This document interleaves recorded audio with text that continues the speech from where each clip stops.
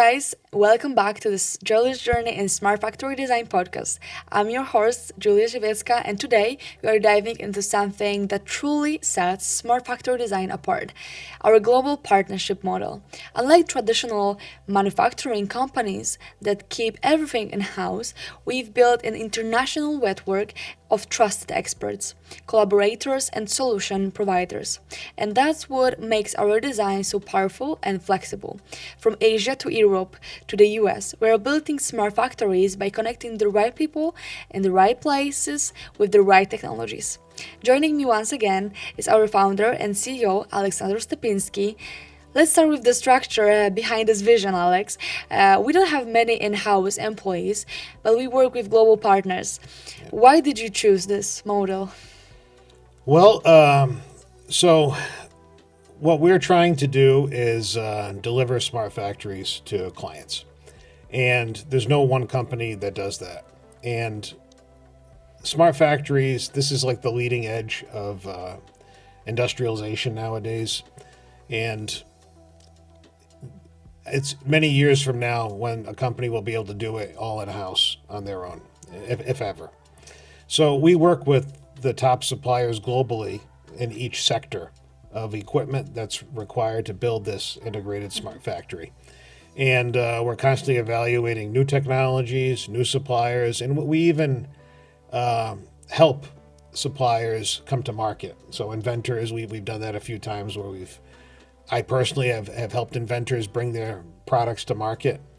And we also identify gaps in the smart factory. So if we have a place where we're not satisfied with the efficiency of the process or the work cell, then often we'll come up with a specification pretty regularly, I would say, for equipment, and then go and work with suppliers to develop new machinery that fits this. And we generally work with multiple suppliers. Okay. Yeah, it's a different approach, but it makes so much sense. Instead of hiring for everything, you tap into excellence around the world. But that raises the question, what's the real value in these international collaborations? What is the value of having these international partnerships in our industry? So the value you get out of it is you get the best solution globally. And we're the only ones in the market currently that are focused on like the whole ecosystem of how to do these smart factories. So equipment suppliers are interested in selling their equipment. PCB shops are interested in making PCBs. There's not much R&D anywhere. There's not much R&D budget available. So we kind of do a couple things. We bring people together. We bring ideas together. We kind of act as a supplemental R&D wing of many companies. And we're really like the connectors of ideas and solutions between different companies. So like for an equipment supplier, we'll find a partner client who's willing to do a beta site, for instance. For a PCB fab, we'll find a piece of equipment that solves a problem that they have in their process. And we'll also even find clients for PCB companies for their processes that they have. So we kind of cover a lot of ground. Yeah. So it's not just about outsourcing, it's about building ecosystems. One of the phrases we often use is make locally, innovate globally. That sounds great, but what does it actually mean in practice? Yeah, so with all the geopolitical challenges globally right now, there's a lot of discussion about secure manufacturing. And the previous model of having everything in super facilities located thousands of miles away, where you had great scaled economies, that's moving away now. We're getting into more diversified local manufacturing architecture because it's more secure, number one.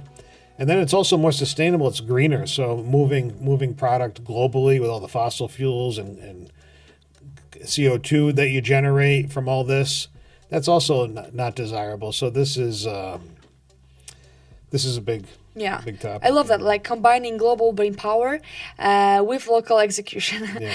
Let's look at how this works on the ground. What kind of partnerships do we have in the US and Europe?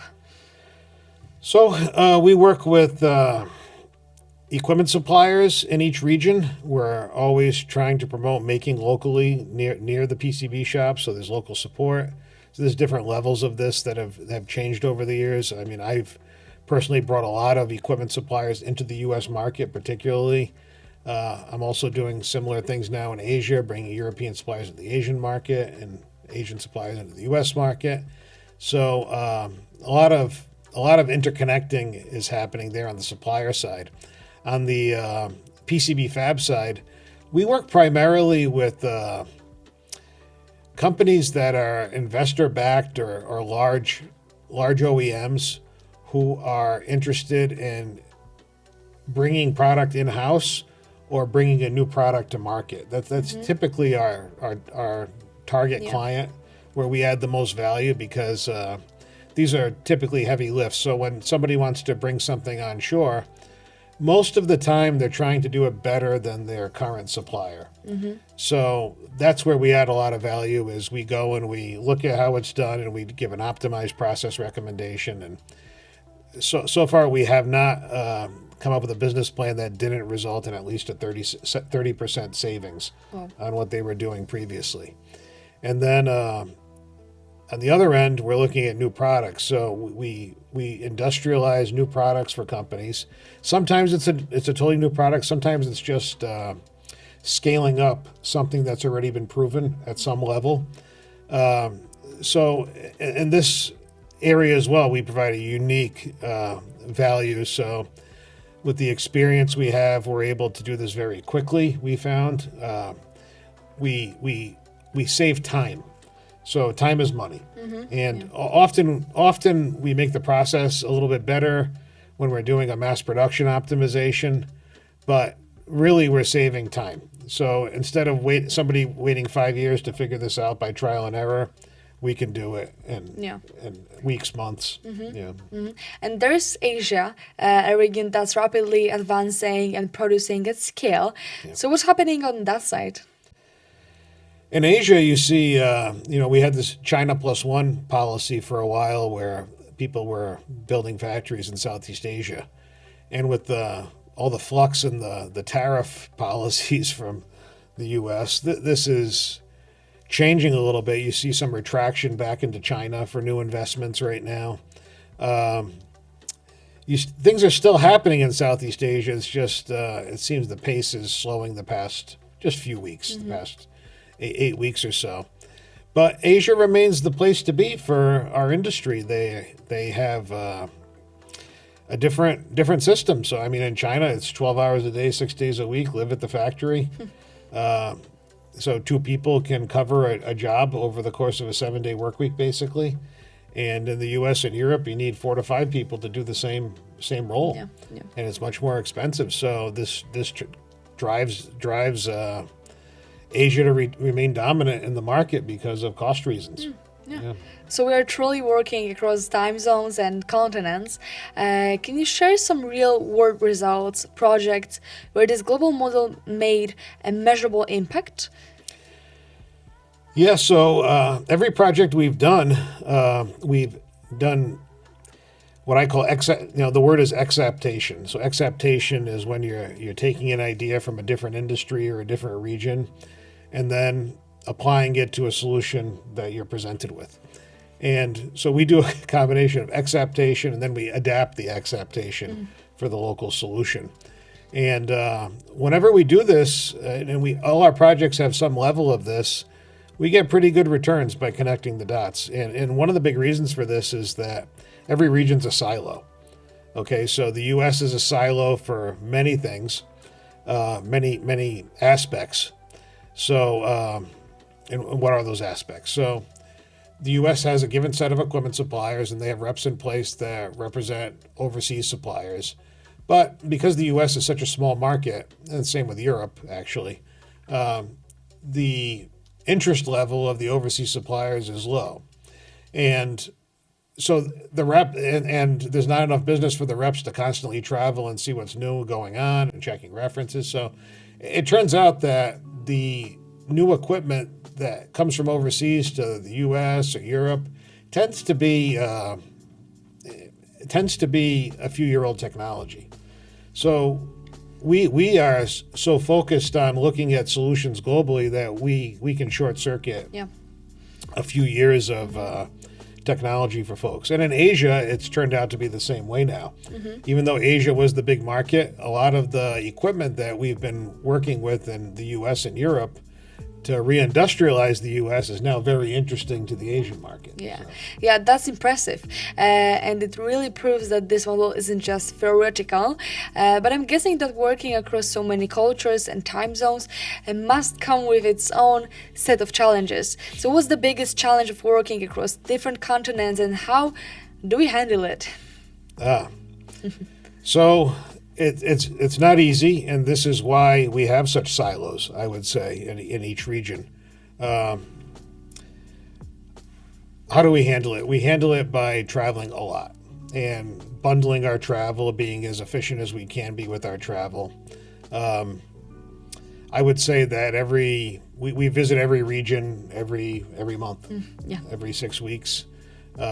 We have our headquarters in Europe, so we're splitting time zones. We have offices in the U.S. and Europe. We have partners globally. And we work through partners in different regions, but also regular travel, a couple offices with staff at each one, and that's how we... Right, so communication, trust, and alignment are everything. So, how do we actually maintain consistency in quality and vision with so many people involved? How do we ensure consistency and quality and vision with our international teams? A lot of it's face-to-face with online follow-up. So I see all the global partners every couple months. Yeah. Okay, so that's really where process and clarity become key. And I know we often mention our advanced project structure. So can you explain what that looks like and why it works so well? So we have a few phases to our projects. When somebody is interested in a factory or something like this, the first phase is the investment planning. And we focus on this. This is our big piece. We identify what are the products that they need in their factory from equipment perspective to realize whatever their goal is. We also identify what the R&D roadmap is to get things scaled up if it's a new product especially. And often our projects have a pretty big R&D element because people that come to us are looking for advantages. If they want to just copy what somebody else is doing, that's not what we do. Okay, we go and we develop differentiating competitive advantages for our clients and even IP. So any IP that we develop in the course of the project, we sign it over to our clients, and we help them build a moat around their business and get good ROI. Yeah, it's so inspiring to see how we're redefining what a manufacturing company can look like. Instead of one office or factory, we've built a smart global network that can deliver results anywhere. Thank you, Alex, for sharing your insights again. In our next episode, we will dive into the heart of what we actually do, the technology. From intelligent production lines to sustainable systems, we are building the factories of the future. So if you're ever asked, so what do you guys actually do? You don't want to miss episode 3. Thank you. Thanks.